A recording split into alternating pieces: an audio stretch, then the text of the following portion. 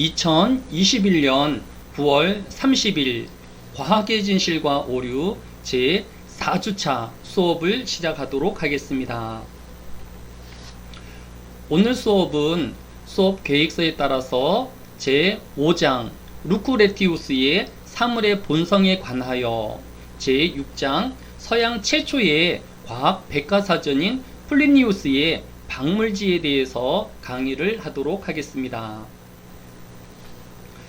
오늘 강의의 특징 중 하나는 5장과 6장이 각각 한 권의 책을 중심으로 이 장이 구성되어져 있는 것을 볼 수 있습니다. 즉 5장은 사물의 본성에 관하여 라는 책 한 권을 주제로 한 장을 구성하고 있고, 또 6장은 박물지라는 책 한 권을 중심으로 장이 구성되어 있는 것을 볼 수 있습니다.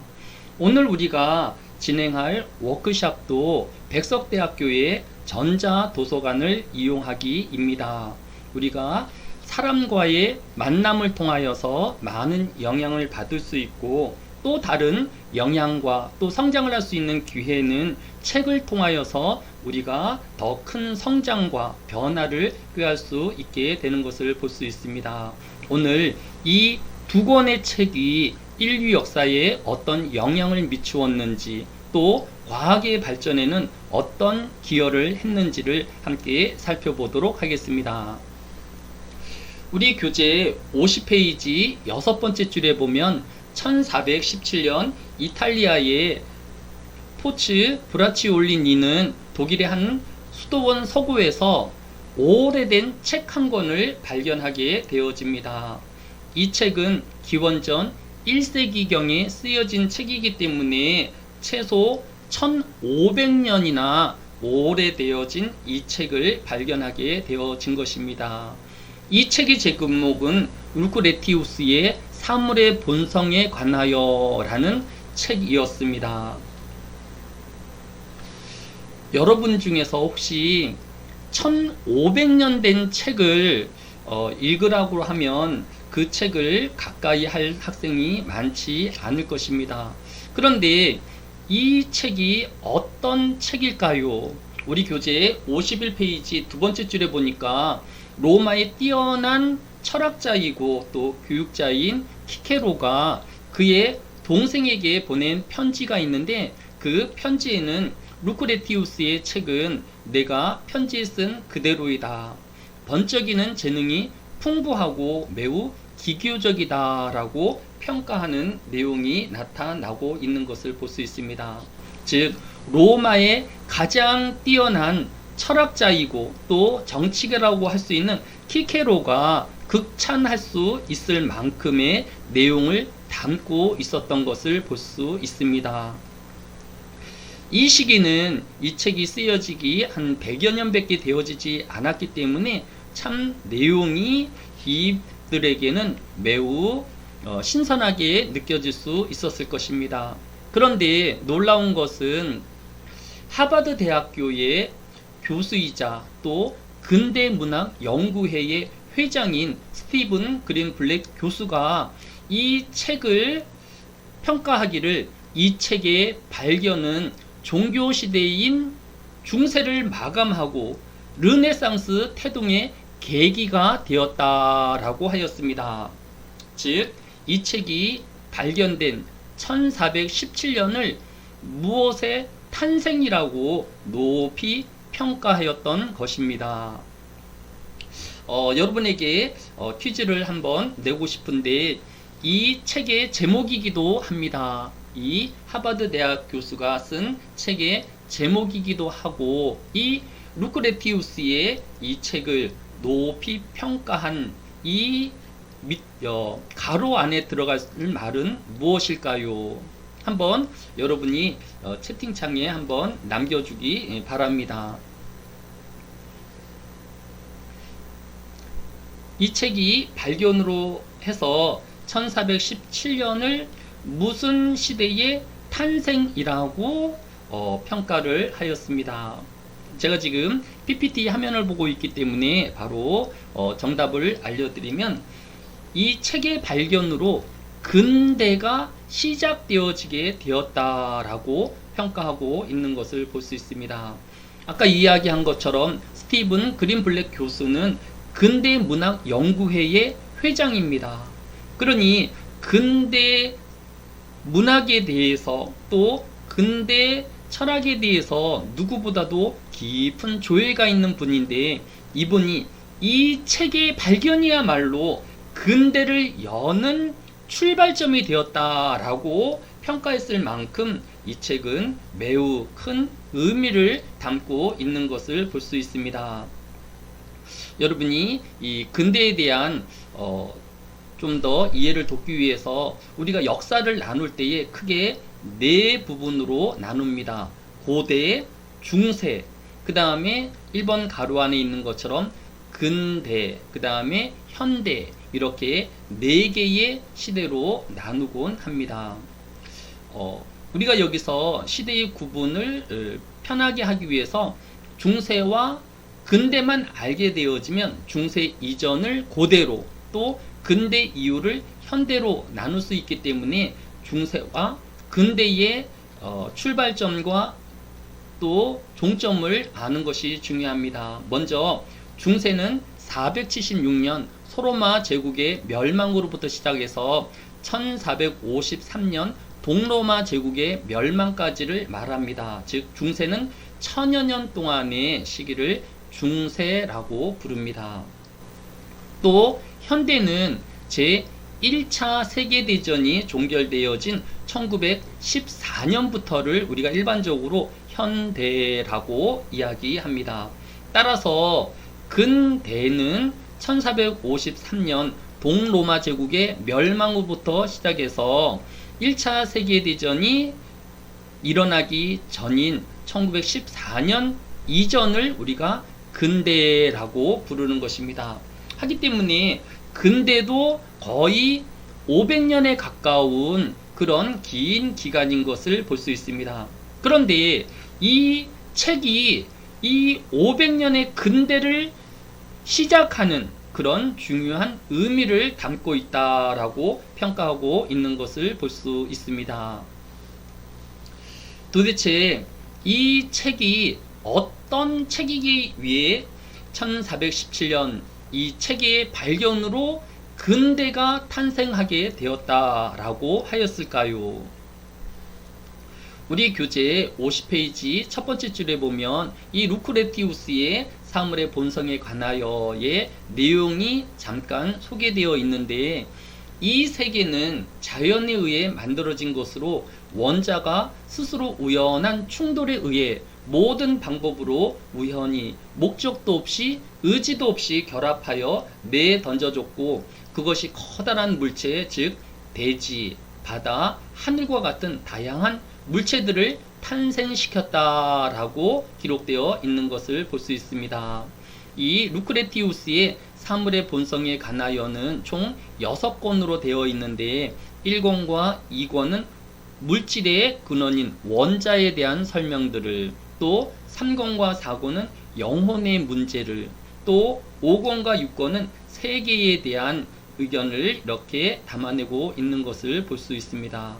그런데 이 루크레티우스는 이 세상의 모든 만물의 근원을 원자로 보고 있었던 것입니다. 즉 이런 원자의 다양한 결합과 구성을 통하여서 다양한 물질들이 생성되어지게 되었고, 오랜 시간 진화와 변화를 통하여서 오늘의 모습을 갖추게 되었다라고 설명한 것입니다.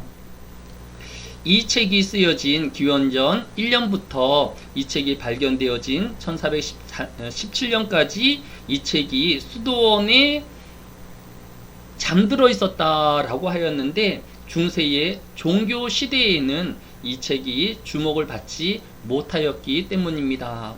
이 중세의 종교 시대에는 하나님, 즉 유일신에 의한 창조론이 지배하는 시기였기 때문에 이런 자연 발생적인 이런 사상은 배척당할 수밖에 없었던 것을 볼 수 있습니다.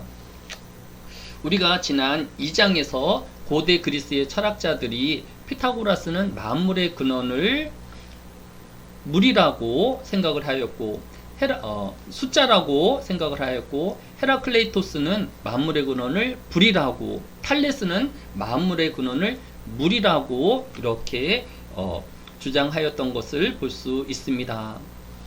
그런데 52페이지 네 번째 줄에 보면 세계의 모든 물질은 더 이상 쪼갤 수 없는 입자인 원자로 이루어졌다라고 주장한 사람이 있었습니다. 바로 데모크리토스에 의해서 이런 원자설이 주장이 되었고, 또 이러한 학설은 나중에 에피쿠루스 학파에 의해서 계승되어진 것을 볼 수 있습니다.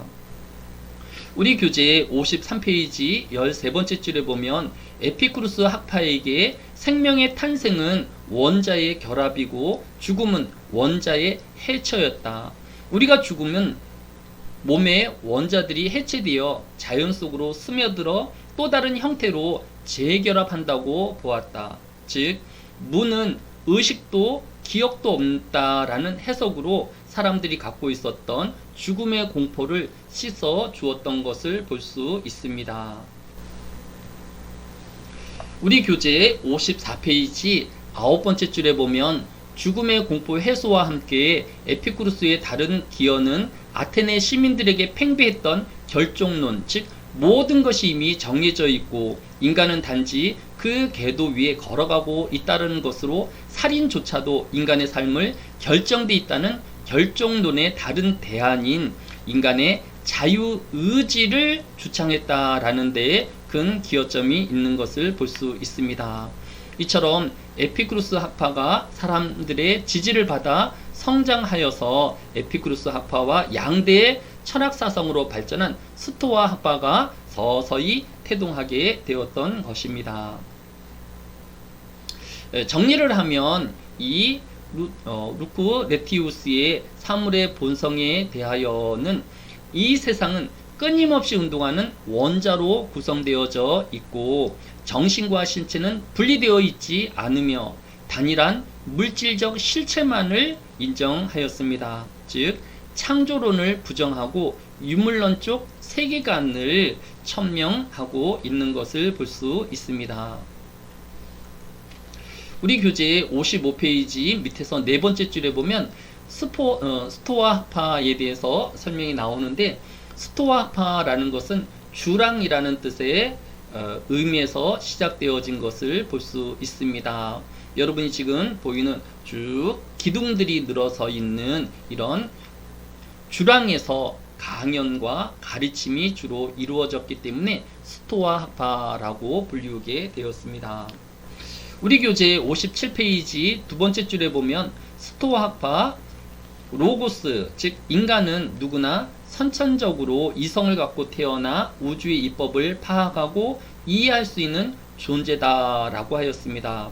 인간이 가지는 이 자유의지를 통해서 불치병, 극한 상황에서는 차라리 자살하는 편이 낫다라고 생각을 하였습니다. 즉 인간이 스스로 어떤 일들을 계획하고 실천할 수 없는 이런 자유의지를 맡게 되어지는 이런 상황이 되어졌을 때에는 이런 자신의 생명을 끊는 것이 더 낫다라고 이렇게 보았던 것입니다. 오늘날 이렇게 제가 신문 기사를 하나 가져왔는데, 이게 이제 21년 9월 28일이니까 엊그저께 신문에 난 기사인데, 10대와 20대의 사망 원인 중에 1위가 자살이다라는 기사가 띄어진 것을 볼 수 있습니다. 이 자살률은 OECD 1위를 기록하고 있고, 또 우리나라의 큰 문제점으로 이렇게 뉴스화 되어진 것을 볼 수 있습니다. 사망의 여러 이유들을 보게 되어지면 경제적인 문제와 또 충동적인 이유, 그 다음에 청소년들의 자살 시도율이 높아지고 있다라는 것을 보여주고 있습니다. 또 이제 자살률이 높은 지자체도 설명해 주고 있는데, 충남과 강원과 제주도, 또 시로는 부산과 대구, 대전이 다른 도시와 도보다는 높은 자살률을 보이고 있다라는 통계를 보여주고 있는 것을 볼 수 있습니다. 저는 요즘 청소년들의 자살과 또 절망을 많이 접하면서 여러분들에게 엊그저께 난 신문인데 9월 28일 날 KBS 보도에 따르면 설악산에 단풍이 관측되기 시작하였다라고 합니다. 또 이제 다음 달쯤 되어지면 이 단풍이 절정을 이루게 될 것이다라는 뉴스가 있었습니다. 단풍이 드는지 안 드는지를 어떻게 판별하느냐 하면 산에 단풍이 20% 정도 이렇게 들게 되어지면 단풍의 시작으로 본다라는 것입니다. 그런데 우리나라에서 가장 먼저 단풍이 드는 설악산의 정상 부분이 이제 단풍이 문들기 시작하였다라는 것입니다.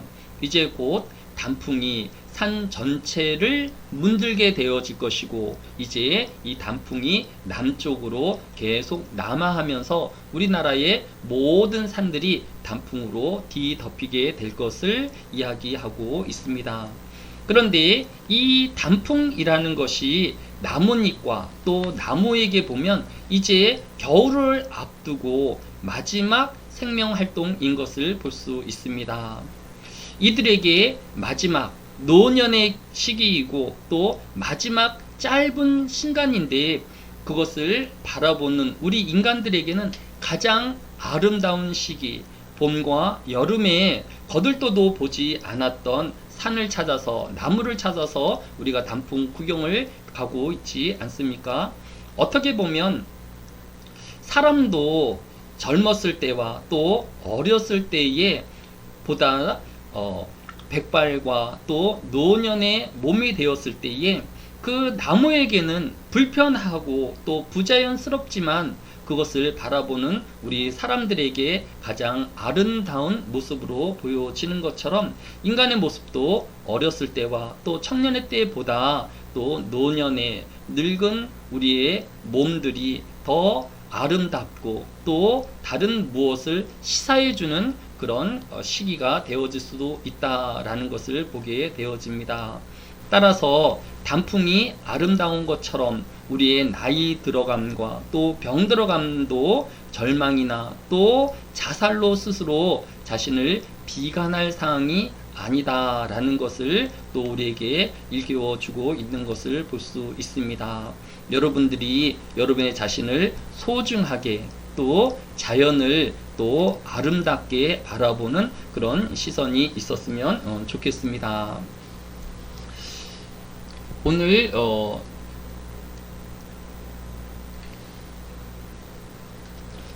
우리가 이 세상을 살아가는 여러 이유들을 말할 수 있겠지만 특별히 기독교 학교인 우리 백석대학교는 성경에서 살인하지 말라라는 말씀을 따라서 하나님께서 우리 인간을 자신의 형상대로 지은 존재이기 때문에 자살이라는 것은 스스로 하나님의 형상을 파괴하는 행위이기 때문에 자살을 금하고 또 우리의 삶을 더욱 아름답게 살도록 권하고 또 서로를 격려하고 있는 것을 볼 수 있습니다.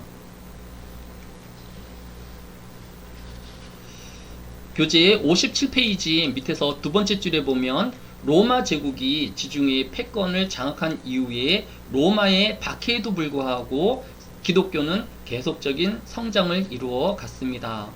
대표적인 기독교 교부인 성 아우구스티누스는 그가 지은 고백록에서 지긋난 날의 삶과 현재의 삶을 비교하며 자신의 과거를 성찰하면서 책을 썼습니다.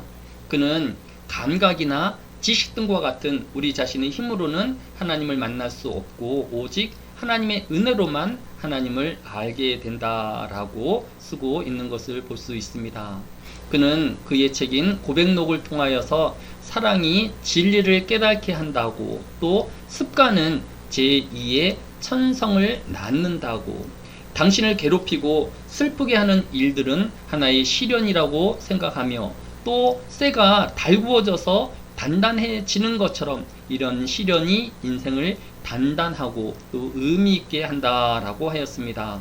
또 믿지 않으면 이해하지 못한다라는 신앙을 강조하기도 하였습니다.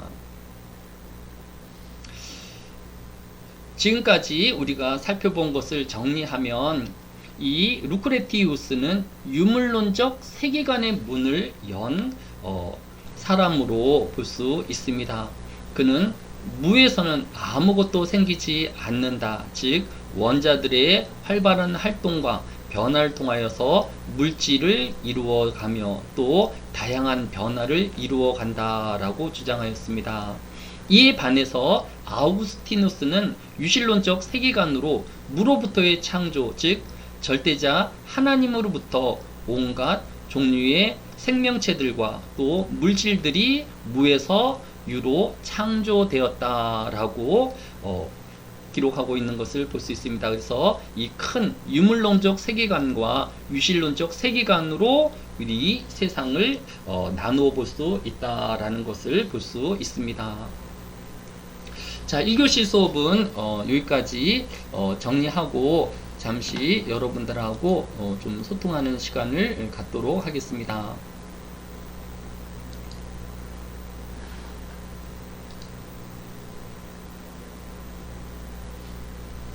네, 제가 아까 화면을 보지 못했었는데 우리 문준호 학생이 우리 근대를, 또 나윤현 학생이 근대, 또 서지영 학생이 근대, 또 진보미 학생이 근대를 잘 맞추어 주었습니다. 우리 박어진 학생. 네, 교수님. 네. 오늘 PPT 화면이 이렇게 정상적으로 잘 운영이 되었나요? 네, 잘 보였습니다. 네. 여러분에게 한 가지 조금 어드바이스를 준다고 하면 여러분이 수업을 통하여서 관심이 있는 부분이 아마도 성적 평가에 대한 부분일 것입니다. 교양 과목이 제 과목뿐만 아니라 다른 과목도 마찬가지일 것이지만 이 전공 과목하고 다른 점은 전공 과목은 이 주어진 학습 양을 소화해내고 또 그것에 대한 이제 목표치를 다다르게 되어지면 좋은 평가를 받을 수 있습니다. 하지만 이 교양 과목은 이 수업에 참여하고 또 이 적극적인 이런 수업에 참여를 통하여서 또 더 좋은 점수를 받을 수 있도록 평가가 지표가 이렇게 작성되어져 있는 것을 볼 수 있습니다.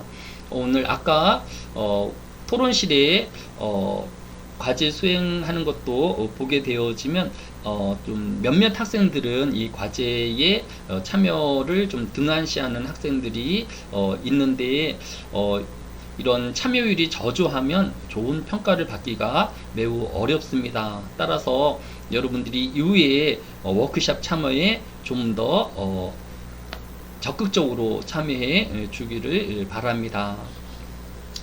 자, 우리 교양 과목은 수업 진행 절반 정도 하고 이제 워크숍 중심으로 수업을 진행하도록 그렇게 되어져 있습니다. 오늘 수업을 진행해야 할 이제 워크숍은 백석대학교의 전자 도서관을 이용하는 것입니다. 여러분이 이제 대학교에 들어오게 되어지면 가장 많이 이용하는 것이 이제 두 곳인데, 한 곳은 이제 학교 식당이죠. 또 두 번째는 학교의 이제 도서관일 것입니다. 그런데 여러분이 지금 비대면으로 수업을 하지 않기 때문에 학교에 가지 못하기 때문에 우리 학교 식당도 이용하지 못하고 또 도서관도 이용을 못하는 상황에 있는 것을 볼 수 있습니다. 우리 박어진 학생, 네, 혹시 고등학교 때에 지금 박어진 학생이 다니는 고등학교에는 도서관이 따로 있었나요? 네, 따로 있었습니다. 아, 그래요. 보통 이제 고등학교에는 이제 도서관이 있어도 유명무실하거나 거의 이제 제 기능을 못 하는데, 박어진 학생은 고등학교의 도서관을 좀 자주 이용하는 편이었는지, 그냥 있는 건 알지만 크게 이렇게 참고하거나 또 이용하지 않는 편이었는지 어떤 편이었나요? 고등학교 때는 잘 이용하지 않았던 것 같습니다. 아, 네. 보통 이제 박어진 학생뿐만 아니라 모든 고등학생들이 학교에 이제 문교부에 이제 설치령 때문에 도서관은 구비되어 있지만 거의 유명무실하게 운영되어지는 것을 이제 볼 수 있습니다. 그런데 대학교에서는 그 빈 강의실도 많이 있고 또 과제를 수행해야 할 일들이 많이 있기 때문에 도서관을 필히 가까이 해야지만 좋은 평가를 또 여러 자료들을 참고할 수 있습니다. 혹시 우리 박어진 학생은 우리 백석대학